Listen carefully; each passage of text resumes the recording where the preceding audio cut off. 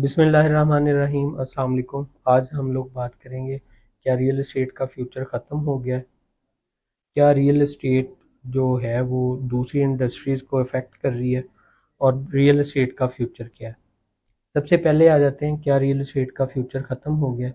देखिए, real estate जो है वो सिर्फ प्लॉट्स का नहीं है नाम। रियल एस्टेट में रियल एस्टेट एक पूरी इंडस्ट्री का दर्जा रखता है। और रियल एस्टेट में आपके प्रोजेक्ट्स आ जाते हैं, रेजिडेंशियल, कमर्शियल आ जाते हैं, कंस्ट्रक्शन आ जाती है, और बहुत सारी चीज़ें और हैं अगर हम डीप डिस्कशंस में जाएं।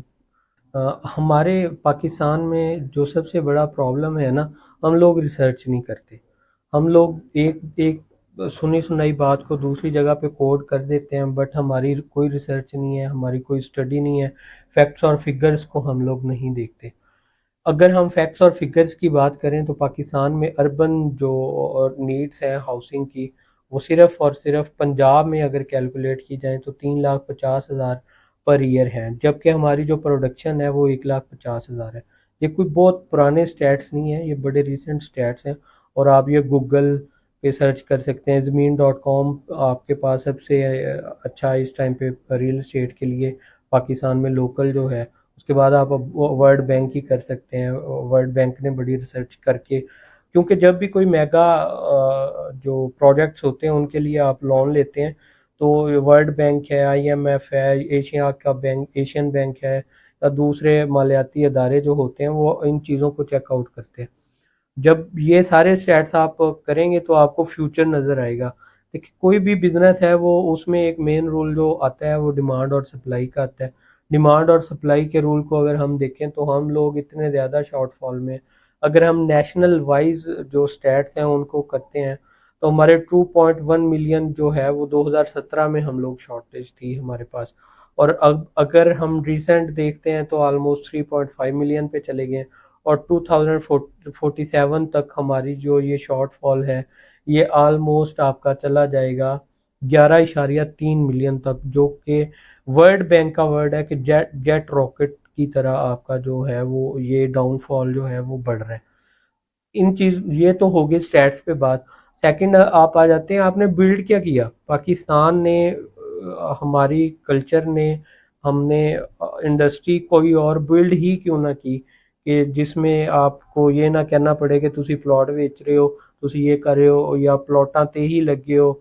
बहुत सारी हम आपको स्क्रीनशॉट शेयर करेंगे कुछ चीज़ों का, जो मुख्तलिफ लोग रूमर्स फैला रहे हैं कि हमने कोई इंडस्ट्री नहीं की और हम रियल एस्टेट ने बाकी इंडस्ट्रीज का जो था वो तबाह कर दिया, फ्यूचर तबाह कर दिया। दानिस्ता तौर पे रियल एस्टेट इंडस्ट्री को डैमेज करने के लिए अफवाहें फैलाई जा रही हैं, या लोगों को डीमोटिवेट किया जा रहा है कि आप कोई और इंडस्ट्रियल काम करें। आप प्लॉट बेच दिया, प्लॉट ले लिया, इसके अलावा कोई पाकिस्तान में काम नहीं है। और बहुत सारी ऐसी चीज़ें हैं जिनके कुछ टेकर्स आपको मेरी बैक स्क्रीन पे नज़र आ रहे होंगे। देखें, इन अक्ल के अंधे लोगों से मेरे दो तीन सवालात भी हैं और उनमें जवाबात भी हैं इसी इसी प्रॉब्लम के। आपने ये इंडस्ट्री डेवलप कौन सी की है सबसे पहले? और दूसरा, आप देखें, रियल एस्टेट एक सिर्फ प्लॉट बेचने खरीदने का नाम नहीं है। रियल एस्टेट से आपकी 72 इंडस्ट्रीज जो हैं वो जुड़ी हुई हैं। कंस्ट्रक्शन में आप जाते हैं, सीमेंट इंडस्ट्री है आपकी, स्टील इंडस्ट्री है, लेबर इंडस्ट्री है आपकी, फिक्चर्स की इंडस्ट्री, इलेक्ट्रिक इंडस्ट्री आपकी चलती है। और इसी तरह से वन बाय वन मैं अगर गिनवाना चाहूँ तो मोर देन 72 इंडस्ट्रीज जो हैं वो रियल एस्टेट की वर्किंग में आपकी इन्वॉल्व होती हैं। और इन अक्ल के अंधों को सिर्फ एक मशवरा है कि आप लोग पहले स्टैट्स तो चेक कर लें। आप लोग लोगों को डीमोटिवेट करना पहले शुरू कर देते हैं, मोटिवेशन देना आप लोग बाद में शुरू करते हैं। इसके अलावा आप और कितने ऐसे बिजनेसेस हैं जो पाकिस्तान में हम लोग पॉजिटिविटी को प्रमोट करके चला सकते हैं। पॉजिटिविटी की वजह से हमारी और चीज़ें अपॉर्चुनिटी आ सकती हैं। लेकिन किसी एक फील्ड को निशाना बनाना या किसी एक फील्ड को मुतासर करने की कोशिश करना, मेरा ख्याल है, और बगैर रिसर्च के और बगैर किसी बेसिक इंफॉर्मेशन जो किसी भी आर्गूमेंट के लिए ज़रूरी होती है, या आप किसी भी एक डिबेट करते हैं, या आप एक नेशनल इशू पे या किसी भी चीज़ पे आप जाके क्रिटिसाइज करते हैं, तो उसका मेन जो आपको पास इंफॉर्मेशन होनी चाहिए। तो आपके पास तो इंफॉर्मेशन है ही नहीं, आप लोगों को यही नहीं पता हमारी डिमांड क्या है, सप्लाई क्या है, हमारी प्रोडक्शन क्या है।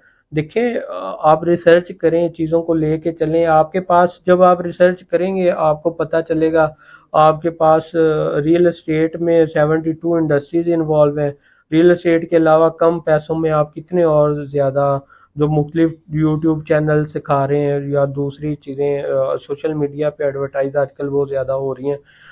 जो शायद जोया साहब बिजनेस टॉक्स वाले जो हैं वो फेमस है।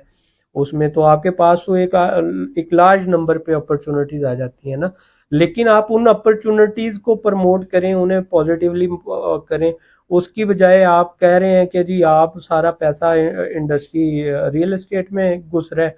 ओ भाई, आपके पास रिसर्च ही नहीं है। जब आप लोग काम ही नहीं कर रहे अपने अपनी अपनी डोमेन को। हमारे पास अगर एस्टेब्लिश इंडस्ट्री देखें तो वो है ही रियल एस्टेट। तो लोग मैक्सिमम अपना पैसा लेके कहाँ पे जाएंगे जब आपके पास कोई और एस्टेब्लिश इंडस्ट्री नहीं होगी। आप ज़राअत में देखें, लोग 2 लाख 2.5 लाख रुपया कमा रहे थे पर एकड़। आज एक एक एकड़ में से लोग 18-18 लाख रुपया कमा रहे हैं, 20 लाख रुपया कमा रहे हैं। बहुत जल्द हम लोग इंशाल्लाह इनिशिएटिव लेने जा रहे हैं। मुख्तलिफ इंडस्ट्रीज के लोगों को इन्वॉल्व करेंगे और उनको इंटरव्यू करके आप लोगों तक हकाइक भी लेके आएंगे। दीदा दानिस्ता तौर पे मैं अपने सब यूट्यूब वाले भाइयों को, सोशल मीडिया एक्टिविस्ट हैं जितने लोग, उनसे रिक्वेस्ट करूंगा कि आप प्लीज जो है ना, आप फैक्ट्स और फिगर्स पे या हमारे साथ आगे डिबेट कर लें। हम आपको इंशाल्लाह सेटिस्फाई करेंगे कि आप गलत लोगों को कर रहे हैं। और सबसे ज़रूरी चीज़ होती है किसी भी चीज़ पे डिबेट करने के लिए इंफॉर्मेशन। तो हमने सबसे पहले आपको डिमांड और सप्लाई के रूल को मद्देनजर रखते हुए समझाने की कोशिश की है कि रियल एस्टेट इंडस्ट्री की ज़रूरत क्या है और रियल एस्टेट इंडस्ट्री में प्रोडक्शन क्या है और रियल एस्टेट इंडस्ट्री जो है अब तक कर क्या रही है। तो अभी तक हम शॉर्टफॉल में चल रहे हैं। थर्ड हमारा जो क्वेश्चन मेन आ जाता है वो हमारा फ्यूचर क्या है। तो डेफिनेटली जब आपकी डिमांड और सप्लाई के रूल में ही कोई चीज़ पूरी नहीं आ रही तो आप कैसे हो सकता है कि एक इंडस्ट्री वो ख़त्म हो जाए। यार टैक्सेस जो है, महंगी जिस तरह महंगाई है, दूसरी चीज़ें हैं, टैक्सेस ने एनुअली इंक्रीज होना होता है। जब मैं आया था बैरिया इनक्लेव में तो हम लोगों ने देखा था 15 लाख का लॉन्च किया था इन्होंने 5 मरले। आज 5 मरले सेक्टर एन में अगर आप एवरेज प्राइस लगाते हैं तो 95 और 1 करोड़ तक के प्लॉट हैं। कैटेगरी 1 करोड़ से ऊपर जा रहे हैं इस टाइम पे। और वहां तब टैक्स और ट्रांसफर फीस मिला के आपका एक्सपेंडिचर होता था 35,000। आज आपका अगर एक्सपेंडिचर ऊपर गया है, आपकी प्लॉट कॉस्ट बढ़ी है, आप सारी ओवरऑल मार्केट में देखें कितनी चीजें की फ्लैक्चुएशन आई है। तो बिल्कुल डिसहार्ट होने की ज़रूरत नहीं है। हाल बता पोजेशन वाली जगहों पे इन्वेस्टमेंट करें, पोजेशन वाली चीज़ें खरीदें और बेचें। ऑन ग्राउंड जो अच्छी सोसाइटीज़ हैं, अच्छे ब्रांड्स हैं, उनके साथ आप काम करें। रियल एस्टेट इंडस्ट्री के अलावा मेरा नहीं ख्याल आपकी इन्फ्लेशन कंट्रोल हो।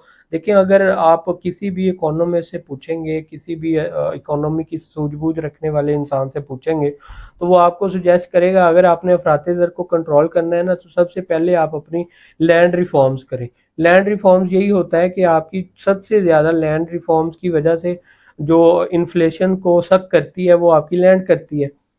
तो इन चीज़ों सबको मद्देनजर रखते हुए अपने डिसीजन लें और इंशाल्लाह रियल एस्टेट इंडस्ट्री में एक मेगा बूम ज़रूर आ सकता है ड्यू टू आपका जो गवर्नमेंट का इनिशिएटिव है। अल्लाह करे हमारी गवर्नमेंट हम ऐसी आए कि जो आपका सी पैक है उसको एक्टिव कर सके।